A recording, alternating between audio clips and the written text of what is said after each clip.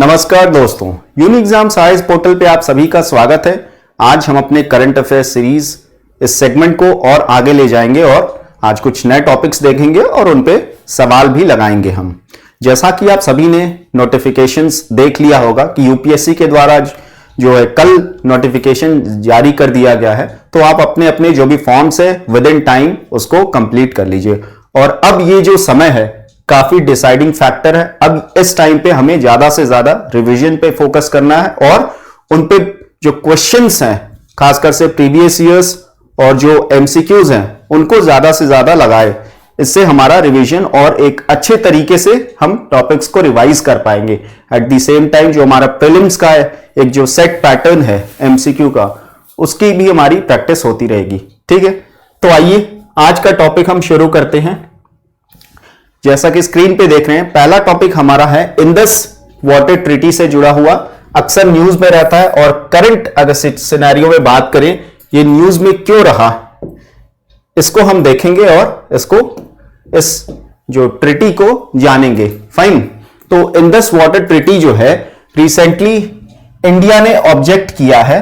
Fine, और ये कहा है कि ये जो ट्रीटी है उसमें बदलाव कुछ मॉडिफिकेशंस लाने चाहिए। ठीक है, इसको अपडेट करने की बात इंडिया कर रहा है। क्यों? क्योंकि पाकिस्तान जो है बार बार जो है डिस्प्यूट रेजोल्यूशन की मांग करता है। इंडिया के जो हाइड्रो इलेक्ट्रिक प्रोजेक्ट्स है बार बार उन पे सवाल उठाता है। ठीक है, जैसा कि रिसेंटली देखा गया, India objected to to simultaneous dispute resolutions that has been set in motion by Pakistan. ठीक है, बार बार उसके ऑब्जेक्ट करने की वजह से इंडिया ने कहा कि इसमें कुछ बदलाव लाने की जरूरत है। फाइन, तो आइए देखते हैं ये पर्टिकुलर जो इंडस वाटर ट्रीटी है इसके बारे में जानकारी ले। तो अगर हम इसकी बात करें तो इसको almost more than half a century complete हो चुका है। 1960 में ये पर्टिकुलर जो ट्रीटी है साइन हुई थी। किसके किसके बीच? इंडिया और पाकिस्तान के बीच। और यहां पे वर्ल्ड बैंक के द्वारा मध्यस्थता करवाई गई थी, तो इसलिए वर्ल्ड बैंक जो है इसका एक सिग्नेटरी भी बन जाता है। World bank is also a signatory. ठीक है, ये जो है उस टाइम के जो इंडियन प्राइम मिनिस्टर थे, former prime minister Pandit Jawaharlal Nehru और पाकिस्तान के प्रेसिडेंट अयूब खान के बीच में ये डील साइन हुई थी। फाइन, और अगर हम बात करें जो नेगोशिएशंस थे वर्ल्ड बैंक के द्वारा कराई गई थी, वो किसका इनिशिएटिव था? वो फॉर्मर वर्ल्ड बैंक के प्रेसिडेंट जिसका नाम है यूजीन ब्लैक, इनके द्वारा मध्यस्थता कराई गई थी। ओके, तो इस ट्रीटी की अगर बात करें तो it is one of the most successful हम इंटरनेशनल ट्रीटी इसको कह सकते हैं, क्योंकि चूंकि जैसा इंडिया पाकिस्तान के बीच रिलेशंस है, बहुत सारे फ्रिक्वेंट वॉर्स हुए, टेंशंस के बाद भी आज तक ये ट्रीटी क्या है? लाइव है। फाइन, और इस पे रेगुलर मीटिंग्स या जो भी शेयरिंग ऑफ इंफॉर्मेशन है वो की जाती है। फाइन, तो इस वजह से इसको एक एग्जाम्पल के तौर पे देखने को मिलता हमें कि इन अ डिप्रेसिंग वर्ल्ड, सच ए डिप्रेसिंग वर्ल्ड, ऐसी भी कोई ट्रीटी एग्जिस्ट करती है जो ऑलमोस्ट अगर हम बात करें तो more than half a century, ठीक है, 50 सालों से ऊपर ये मतलब काम अभी तक कर रहा है। फाइन, तो इस ट्रीटी के तहत क्या हुआ था, जो वाटर्स हैं, ठीक है, जो इसमें खासकर से जो वेस्टर्न रिवर्स के वाटर है वो पाकिस्तान को दे दिया गया था, जिसमें कि इंडस, झेलम और चेनाब, ये इन रिवर्स के जो वाटर है वो पाकिस्तान ज्यादा से ज्यादा यूज करेगा। और वहीं ईस्टर्न रिवर्स जो है रावी, व्यास और सतलज, ये इंडिया के पक्ष में आया था। फाइन, तो इसका मतलब ये नहीं है कि जैसे ये तीनों रिवर्स पाकिस्तान को दे दिया गया है, ऐसा नहीं है। इसका certain amount of water India भी यूज कर सकता है। उसी तरीके से ये जो इंडिया के हिस्से में ये जो वाटर है, ईस्टर्न रिवर्स के वाटर है, वो पाकिस्तान भी जो है यूज कर सकता है। मतलब क्या है? The treaty allows each country certain use कर सकता है, ठीक है, on the rivers allocated to the other. ठीक, मतलब कंप्लीट बैन नहीं है कि आपको ये दे दिया गया है, आप सिर्फ इसका यूज करोगे, ठीक, दूसरा कोई इसका यूज नहीं कर सकता, ऐसा कोई हार्ड एंड फास्ट रूल नहीं है।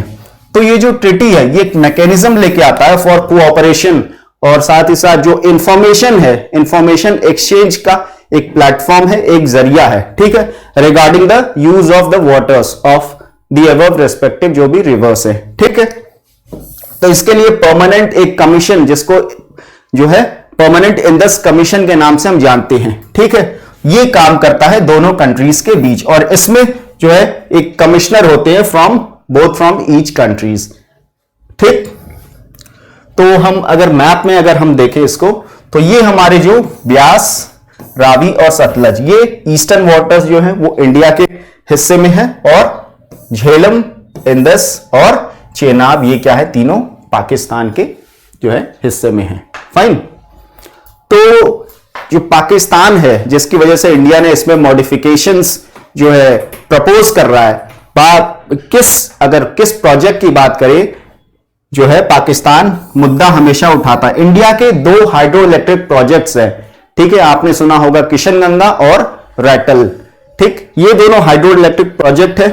किशनगंगा की अगर बात करें तो ये 2018 में इसको इनॉग्रेट किया गया था इंडियन गवर्नमेंट के द्वारा। दोनों प्रोजेक्ट्स इंडिया में है, ठीक। वहीं ये क्या है, किशनगंगा हमारा 330 मेगावाट का ये प्रोजेक्ट है। फाइन। और वहीं जो रैटल हाइड्रो इलेक्ट्रिक प्रोजेक्ट है, ये 850 मेगावाट का हमारा प्रोजेक्ट है, और रैटल ये क्या है, अभी तक अंडर कंस्ट्रक्शन ये चल रहा है। फाइन। इन्हीं दोनों प्रोजेक्ट्स के खिलाफ जो है पाकिस्तान बार बार डिस्प्यूट जो रेजोल्यूशन है उसमें मुद्दा उठाता है, ठीक। आइए आगे देखते हैं। तो ये जो जिसकी बात करी हमने, किशनगंगा जो है हमारा झेलम नदी के किनारे है, ठीक, और वही रैटल जो है चेनाब रिवर के ऊपर इसको ये प्रोजेक्ट जो है बनाया जा रहा है। फाइन। तो ये ट्रीटी की अगर बात करें तो it sets fourth distinct procedures, जो भी इश्यूज है उनको हैंडल करने के लिए स्पेसिफिक उसमें प्रोसीजर्स दिए गए हैं। फाइन। जिसको कि 3 कैटेगरी में बांटा गया है। पहला क्या है, क्वेश्चंस, दूसरा है डिफरेंसेस, तीसरा है डिस्प्यूट्स, ठीक है। 3 तरीके के एक तरीके से इश्यूज जो भी अराइज होंगे उनको कैटेगराइज कर दिया गया है सिंपली, ठीक। क्वेश्चंस कौन हैंडल करेगा, जो कमिश्नर हो, कमीशन होगा, इंडस वाटर जो कमीशन है वो इसको हैंडल करेगा। अगर डिफरेंसेस होंगे, ठीक, तो ये यहां पे कोई न्यूट्रल एक्सपर्ट आके डिफरेंसेस को सॉल्व करेगा या रिजॉल्व करने की कोशिश करेगा। और वहीं अगर डिस्प्यूट की बात है तो यहां पे एक 7 मेंबर जो है आर्बिट्रल ट्रिब्यूनल यहां पे स्टैब्लिश किया जाएगा, जिसको कोर्ट ऑफ आर्बिट्रेशन हम कहते हैं, और यहां पे जो है डिस्प्यूट रिजॉल्व करने की कोशिश की जाएगी। फाइन। तो ये क्या थे, इसके इश्यूज थे या प्रोसीजर क्या क्या हो सकते हैं। तो आइए सवाल देखते हैं। जैसा कि आप देख रहे हैं, with reference to Indus water treaty consider the following statements. पहला हमारा क्या कहता है, it was signed between India and Pakistan with the help of IMF which is also a signatory. यहां अगर हम देखें तो ये हमारा बिल्कुल इनकरेक्ट है। क्यों? क्योंकि यहां पे IMF नहीं बल्कि वर्ल्ड बैंक के द्वारा मध्यस्थता कराई गई थी। फाइन। दूसरा क्या है कि the treaty allows each country certain uses on the rivers allocated to the other. ये भी स्टेटमेंट हमारा बिल्कुल सही है। फाइन। इसके बारे में भी हम बात कर चुके हैं। तो हमसे करेक्ट स्टेटमेंट पूछा जा रहा है, तो यहां हमारा जो है बी, दैट इज 2 ओनली, ठीक है, केवल 2 हमारा सही उत्तर हो जाएगा यहां पे। फाइन। तो आइए अगले टॉपिक की ओर चलें। अगला टॉपिक हमारा है कि UNDP United Nations Development Programme India, it has launched an initiative, एक इनिशिएटिव की शुरुआत की गई है in order to drive circular economy को, जिससे प्रमोट कर सके in the field of sustainability, ठीक है। खासकर से ये इनिशिएटिव जो वेस्ट मैनेजमेंट है उससे जुड़ा ये मुहिम शुरू किया गया है। फाइन। तो आइए इसके बारे में हम देखते हैं, ठीक। तो ये क्या है, एक तरीके का कैंपेन है जिसके द्वारा सर्कुलर इकोनॉमी को प्रमोट किया जाएगा इन ऑर्डर टू क्या है, प्रमोट सस्टेनेबिलिटी, जैसा कि हमने कहा।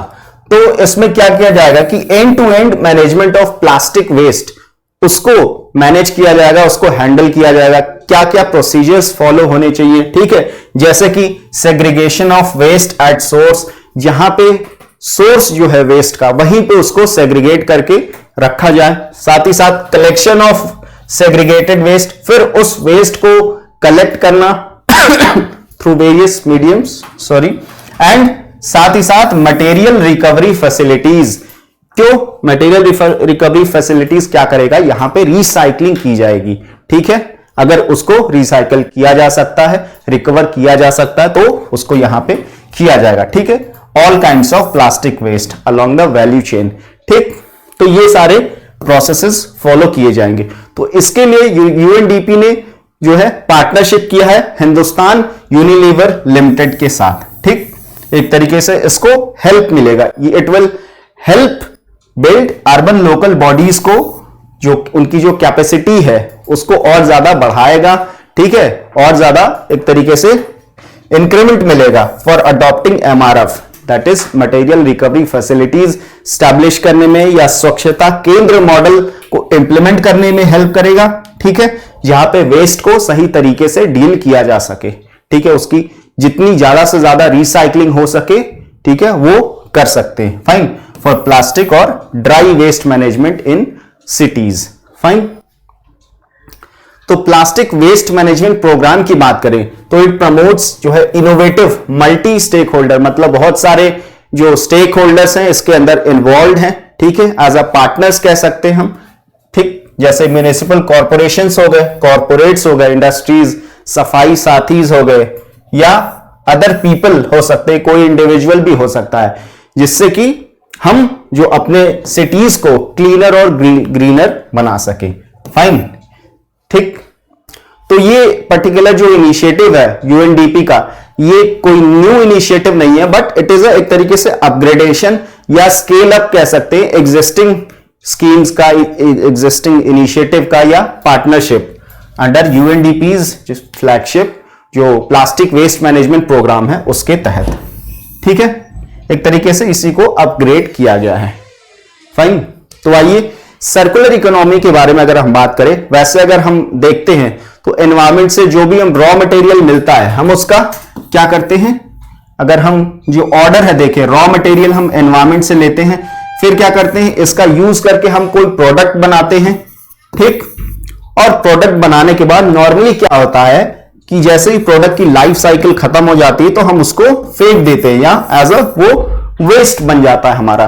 तो ये क्या है, यहां पे एक तरीके से हम देखें तो ये लीनियर जो है ग्राफ देखने को हमें मिल रहा है। फाइन, अब यहां पे क्या है, मे भी ऐसा भी हो सकता है कि ये जो पर्टिकुलर जो वेस्ट है उसको रिसाइकल भी किया जा सके, या आगे और भी यूज किया जा सकता है। ठीक है, तो इसी को हम अगर हम रिसाइकल कर देंगे तो ये क्या है, एक तरीके से सर्कुलर इकोनॉमी का फॉर्मेशन ले लेगा। ठीक, यही सर्कुलर इकोनॉमी है। फाइन, सॉरी, तो ये क्या है, एक तरीके का मोड ऑफ प्रोडक्शन या कंजम्पशन हो सकते हैं, जिसमें ज्यादा से ज्यादा फोकस किया जाता है। कोई भी जो प्रोडक्ट हो, आइटम हो, आर्टिकल हो, उसको ज्यादा से ज्यादा शेयर करें, यूज करें। ठीक है, लीज पे ले, ठीक, रीयूजिंग, रिसाइकलिंग या रिफर्बिशिंग उसकी करें। ठीक है, जब तक उसको हम यूज कर सकते हैं, that is as long as possible, उसका बार बार जो है उस किसी प्रोडक्ट का यूज करना। ठीक, तो इससे क्या होगा, जो प्रोडक्ट है या आर्टिकल है उसकी लाइफ साइकिल बहुत ज्यादा बढ़ जाएगी, और एट द सेम टाइम जो वेस्ट है वो कहीं ना कहीं कम होगा। फाइन, तो ये तीन प्रिंसिपल पे एक तरीके से हम देखें तो बेस्ड है। पहला क्या है कि एलिमिनेट वेस्ट एंड पॉल्यूशन, इसमें कमी आएगी। फाइन, दूसरा है कि circulate products and materials eight there highest value, मतलब किसी प्रोडक्ट को उसके ऑप्टिमम लेवल तक यूज किया जा रहा है या यूटिलाइज किया जा रहा है। साथ ही साथ तीसरा क्या है, रीजनरेट नेचर, हम अपने नेचर को, एनवायरमेंट को भी एक तरीके से सुरक्षित रख पा सकते हैं अगर हम सर्कुलर इकोनॉमी को अपने इकोनॉमी में इंटीग्रेट कर सकें। फाइन, तो आइए सवाल देखते हैं। Consider the following statements. पहला क्या है कि circular economy involves reusing, refurbishing and recycling of existing materials and products. बिल्कुल ठीक बात है, हमने इसके बारे में बात किया। ठीक, दूसरा क्या है कि UNEP launched a campaign in India to drive an inclusive circular economy as part of its initiative to promote sustainability. ये स्टेटमेंट हमारा इनकरेक्ट हो जाता है, क्योंकि यूएनईपी ने नहीं, यूनाइटेड नेशन डेवलपमेंट प्रोग्राम ने ये इनिशिएटिव लॉन्च किया है। फाइन, या स्टार्ट किया है, जिससे कि जो प्लास्टिक वेस्ट मैनेजमेंट है उसको हैंडल किया जा सके। ओके, तो which of the statements given above is या आर करेक्ट पूछा जा रहा है, तो यहां पे ए, दैट इज वन ओनली हमारा आंसर हो जाएगा। ठीक है, आइए अगले टॉपिक की ओर चलते हैं। अगला टॉपिक हमारा है रामचरितमानस ऑफ तुलसीदास जी के द्वारा लिखी गई थी। रिसेंटली ये न्यूज में रहा, चूंकि जो बिहार के एक मंत्री हैं उन्होंने कुछ कह दिया था, उसी वजह से ये न्यूज में रहा, बिकॉज उनको कई लोगों ने क्रिटिसाइज किया। ठीक है, इन्होंने इस होली बुक रामचरितमानस को के बारे में कुछ जो है उल्टा सीधा कहा था, इसी वजह से ये न्यूज में था। बट हम उस डिबेट में ना जाके इस टॉपिक को देखेंगे। ठीक है, आइए देखते हैं तुलसीदास जी के बारे में। तो इनका जो पूरा नाम था गोस्वामी तुलसीदास, ये राजपुर में पैदा हुए थे। ये कहां पे है? बांदा डिस्ट्रिक्ट में पड़ता है उत्तर प्रदेश। और ये 16th सेंचुरी में इनका जन्म हुआ था। फाइन, इन अ ब्राह्मण फैमिली। ठीक है, एंड ही इज रिगार्डेड, इनको ऐसा माना जाता है कि he is reincarnation of Valmiki ji के द्वारा जो है, जिनके द्वारा रामायण लिखी गई थी। किस भाषा में? संस्कृत भाषा में इनके द्वारा लिखी गई थी। फाइन, तो जैसा कि हम देख सकते हैं कि ये 16th सेंचुरी में ये जो है पैदा हुए थे, मतलब he was a contemporary of Akbar. ये अकबर के टाइम पीरियड में ये एक तरीके से एग्जिस्ट करते थे। फाइन, तो इनका जो चाइल्डहुड नेम था तुलसीराम या फिर राम भोला भी इनको कहते थे। फाइन, इन्होंने क्या की? रामचरितमानस जो है होली बुक जिसको हम मानते हैं, इनके द्वारा लिखी गई है अवधी भाषा में। फाइन, अवधी भाषा एक तरीके से जो लोकल लैंग्वेज था या लोकल डायलेक्ट था, उस भाषा में इन्होंने लिखी थी। इसी वजह से ये और ज्यादा लोगों में चर्चित हुआ या फेमस हुआ। ओके, इनके द्वारा कवितावली भी लिखी गई थी। ये भी इनका एक इंपॉर्टेंट वर्क है। इसमें क्या है? He narrates the story of Lord Rama in एक पोएटिक स्टाइल में इन्होंने जो है राम कथा के बारे में लिखी थी इस किताब में। फाइन, जैसा कि हमने बताया कि ये अकबर के टाइम पे थे, और ऐसा कहा जाता है, ऐसा बिलीव किया जाता है कि he was in touch of Abdur Rahim Khane Khana. ये कौन था? जो अकबर के कमांडर थे बैरम खान, उनके पुत्र। ठीक है, इनके साथ ये टच में थे तुलसीदास जी। Fine, sorry. तो तुलसीदास जी के बारे में अगर हम बात करें तो इन्होंने लॉर्ड राम को, जो स्टोरी है लॉर्ड राम की, उसको काफी ज्यादा पॉपुलर बनाया लोगों के बीच। ठीक, और इसका कारण, एक मेन कारण ये था कि जो बुक लिखी गई थी वो रीजनल डायलेक्ट में या लोकल भाषा में लिखी गई थी। इसी वजह से ज्यादा लोगों तक ये पहुंच सका। फाइन, तो इन्होंने बहुत सारे जो है बुक्स लिखे। ही ऑथर्ड मेनी बुक्स, जिसमें अवधी वर्क्स भी थे। ब्रज भाषा में भी इन्होंने कई सारी किताबें लिखी थी। फॉर एग्जाम्पल अगर हम बात करें, जैसा कि रामचरितमानस के बारे में पहले बात कर चुके हैं, रामलला, नछु, बरवाई रामायण, पार्वती मंगल, जानकी मंगल। और अगर हम ब्रज भाषा के कुछ एग्जाम्पल्स ले तो कृष्ण गीतावली या गीतावली, साहित्य रत्ना, ये सारे इनके इंपॉर्टेंट वर्क्स थे। ठीक है, आइए क्वेश्चन देखते हैं। With reference to Indian history consider the following statements. पहला हमारा है रामचरितमानस, कवितावली, ऋतु संहारा और रामलला, नहचू। तो कहा जा रहा है कि इनमें से कौन से तुलसीदास जी के जो है इंपॉर्टेंट बुक्स थे, इनके द्वारा लिखी गई। फाइन, तो इसकी अगर हम बात करें तो पहला, दूसरा और चौथा, ये तीनों हमने इसके बारे में देखा कि ये तुलसीदास जी के इंपॉर्टेंट वर्क्स थे। ठीक है, तो यहां से हमारा जो आंसर है डी हो जाएगा, दैट इज 1, 2 एंड 4। जबकि हम अगर ऋतु संहारा की अगर बात करें, संहारा की बात करें, तो ये कालिदास जी के द्वारा लिखी गई थी।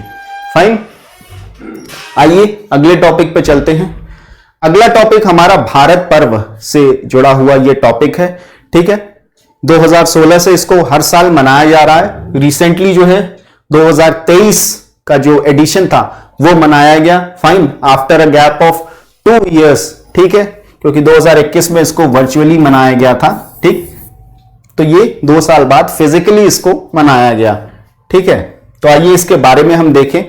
ठीक, इसके सिग्निफिकेंस के बारे में हम जानेंगे। फाइन, तो इसमें बहुत सारे इवेंट्स जो हैं, कल्चरल इवेंट्स कंडक्ट कराए जाएंगे, जहां पे फूड फेस्टिवल देखने को मिलेगा, हैंडीक्राफ्ट मेला, फोक एंड ट्राइबल डांस के परफॉर्मेंसेस होंगे, उसके साथ साथ other performances by cultural troupes के द्वारा फ्रॉम वेरियस इंडिया के बहुत सारे जो स्टेट्स या यूनियन टेरिटरीज से जो लोग हैं आएंगे और अपने अपने कल्चर को रिप्रेजेंट करेंगे। फाइन, तो एक तरीके से ये प्लेटफॉर्म बन जाता है। इसको रेड फोर्ट का जो लॉन है वहां पे इसको मनाया गया। फाइन। तो इस तरीके से ये जो भारत पर्व है it will become a platform, एक ऐसा बन जाएगा फॉर प्रमोशन ऑफ बहुत सारे इंडिया के जो इनिशिएटिव्स हैं, जैसे देखो अपना देश, ठीक है। एक जगह पे आप अलग अलग इंडिया के पार्ट्स के बारे में हम जानकारी ले सकते हैं। साथ ही साथ एक भारत श्रेष्ठ भारत जो इनिशिएटिव था, उसके साथ साथ G20 को भी प्रमोट किया जाएगा एंड मिशन लाइफ, ठीक है। तो इन सभी को एक तरीके से यहां पे प्लेटफॉर्म मिल सकता है। फाइन। तो इस पर्व भारत पर्व का जो नोडल मिनिस्ट्री है वो कौन है? मिनिस्ट्री ऑफ टूरिज्म, ठीक है। Ministry of tourism is the nodal ministry. तो यहां पे इस दौरान, इस फेस्टिवल के दौरान अगर हम बात करें तो इनक्रेडिबल इंडिया का जो डिजिटल कैलेंडर है 2023 का, उसको लॉन्च किया गया मिनिस्ट्री ऑफ टूरिज्म के द्वारा, जिसका थीम था the incredible festivals of India, ठीक। ये पर्टिकुलर थीम था। और इस साल का जो 2023 का भारत पर्व है वहां पे मिलेट को भी प्रमोट किया जाएगा, ठीक है, क्योंकि 2023 has been declared as International Year of Millet, ठीक है, जिसको कि इंडिया ने एक तरीके से यूएन में ये प्रपोजल रखा था और यूनाइटेड नेशंस के द्वारा इसको एक्सेप्ट कर लिया गया था। फाइन। तो इस वजह से मिलेट जो है इस साल के लिए इंपॉर्टेंट हो जाता है। फाइन। तो इसकी अगर ओवरऑल हम सिग्निफिकेंस की बात करें या इंपॉर्टेंस क्या है, तो यहां पे वेरियस जो भी चीजें हुई उसको सेलिब्रेट किया जाएगा। जैसे it will promote spirit of freedom को प्रमोट करेगा, साथ ही साथ सेलिब्रेट इंडिपेंडेंस और साथ ही साथ हिस्ट्री ऑफ इंडिया, क्योंकि ये रिपब्लिक डे के टाइम पे इसको मनाया गया। फाइन। और इट विल प्रमोट इंडियाज का जो फूड डाइवर्सिटी है, अलग अलग जो स्टेट्स है, यूनियन टेरिटरीज हैं, डिफरेंट क्विजीन्स को यहां पे एक प्लेटफॉर्म मिलेगा और उसके बारे में जो है जानकारी ले सकेंगे। साथ ही साथ promote vocal for local. Fine. तो ये इंपॉर्टेंट इसके जो है सिग्निफिकेंस या पार्ट हो सकते हैं। फाइन। आइए सवाल देखते हैं। विद रेफरेंस टू भारत पर्व consider the following statements. Promote spirit of freedom, promote vocal for local, promote India's food diversity. तो पूछा जा रहा है कि भारत पर्व का इनमें से कौन सा इंपॉर्टेंट सिग्निफिकेंस हो सकता है, फाइन या है। तो यहां पे जैसा कि हमने बात किया, ये तीनों ही पार्ट या हिस्सा हो जाते हैं भारत पर्व का। तो 1, 2 और 3 तीनों ही हमारा जो है स्टेटमेंट सही है यहां पे। फाइन। तो आइए अगले टॉपिक की ओर चलें। सॉरी। अगला टॉपिक हमारा केल्प फॉरेस्ट से जुड़ा हुआ ये टॉपिक है। इसके बारे में हम जानेंगे कि केल्प फॉरेस्ट क्या होता है, इसके क्या इंपॉर्टेंट जो है पॉइंट्स हैं जो हमसे एग्जाम में पूछे जा सकते हैं। Okay fine. जैसा कि आप देख रहे हैं रिसेंटली केल्प फॉरेस्ट न्यूज में इस वजह से रहा कि इसकी जो पॉपुलेशन है या एक तरीके से केल्प फॉरेस्ट के डिग्रेडेशन ज्यादा तेजी से देखने को मिल रहे हैं बिकॉज ऑफ क्लाइमेट चेंज के कारण and because of warming of the waters, जो ओशियनिक वाटर्स है उनके टेम्परेचर इंक्रीज करने की वजह से इनको ज्यादा नुकसान पहुंच रहा है। फाइन। ये क्या है? आपका केल्प फॉरेस्ट है। फाइन। तो आइए इसके बारे में जाने। केल्प फॉरेस्ट की बात अगर हम करें, ये अंडरग्राउंड इकोसिस्टम है। ज्यादा ये क्या है? शैलो वाटर रीजन में, शोर के किनारे, जो किनारा होता है ओशन का, वहां पे ये ज्यादातर पाए जाते हैं। ठीक है, shallow water and it is characterized by, यहां पे डेंस ग्रोथ देखने को मिलता है, सेवरल डिफरेंट स्पीशीज जिनको हम केल्प बोलते हैं। केल्प क्या है? ये एक लार्ज ब्राउन एल्गे सीवीड्स की ये प्रजाति है। फाइन। तो ये इंपॉर्टेंट चीज है।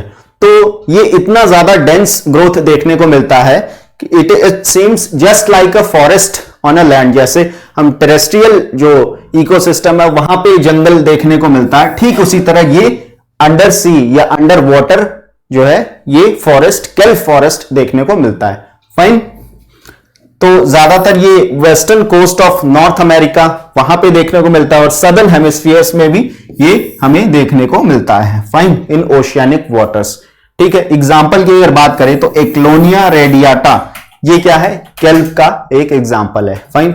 और जनरली ये किस एनवायरमेंट में पाए जाते हैं? तो ये कोल्ड और जो न्यूट्रिएंट रिच वाटर होता है वहां पे ये इनकी पॉपुलेशन ज्यादा देखने को मिलती है। ठीक है, वार्म वाटर्स में अगर टेम्परेचर बहुत ज्यादा है, ठीक है, अगर हम एक सर्टेन थ्रेशोल्ड से ऊपर है तो उन एरियाज में ये नहीं पाए जाते, और रिसेंटली टेम्परेचर्स बढ़ने के कारण इनके जो डिग्रेडेशन है वो देखने को हमें मिल रहा है। फाइन, खासकर से जो इक्वेटर वर्ड्स एरिया पे जहां पे ये पाए जाते थे वहां पे वार्मिंग ऑफ वाटर्स, जो पानी का टेम्परेचर ज्यादा इंक्रीज कर रहा है, इस वजह से उनको काफी ज्यादा नुकसान पहुंच रहा है। फाइन, तो इसके और भी कॉन्सिक्वेंसेस हो सकते हैं।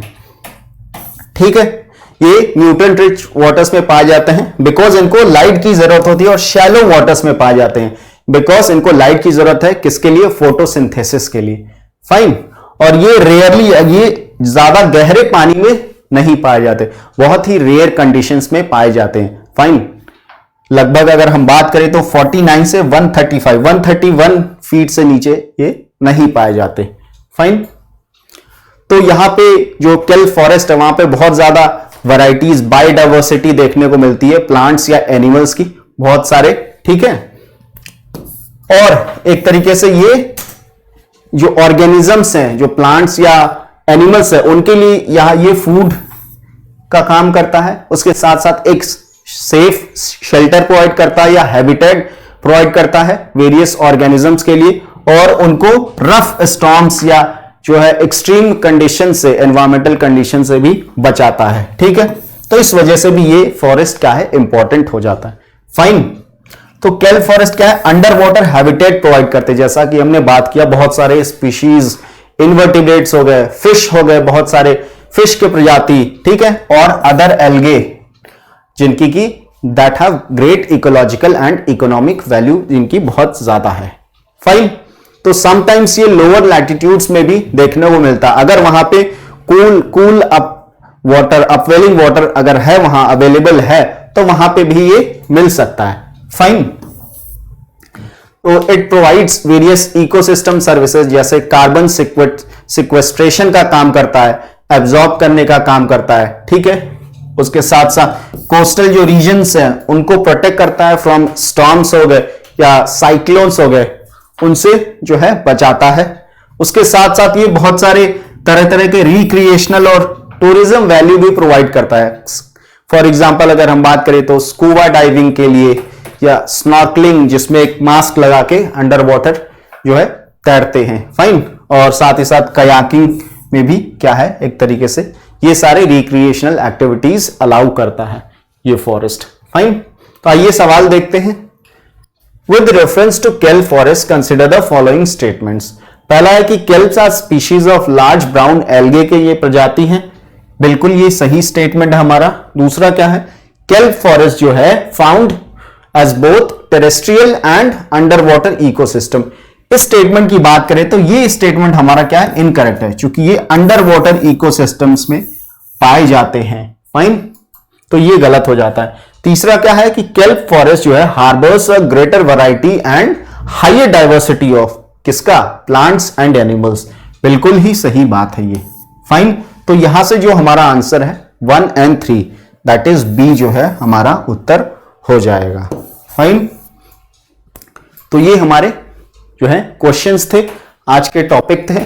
ठीक है, तो अगर आप एक इंफॉर्मेशन शेयर करना चाहता हूं कि अगर आप जो है यूपीएससी 2023 प्रीलिम्स की अगर तैयारी अगर कर रहे हैं तो यूनी एग्जाम्स के द्वारा जो है एक डेडिकेटेड क्रैश कोर्स चलाया जा रहा है।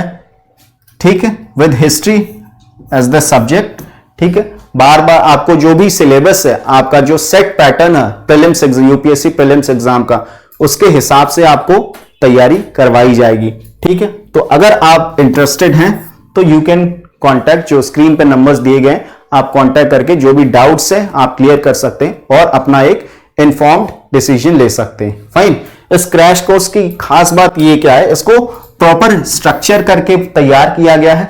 जो सिलेबस है, ठीक, क्या पढ़ना है क्या नहीं पढ़ना है, उसको एक तरीके से सेग्रीगेट करके आपको समझाया जाएगा।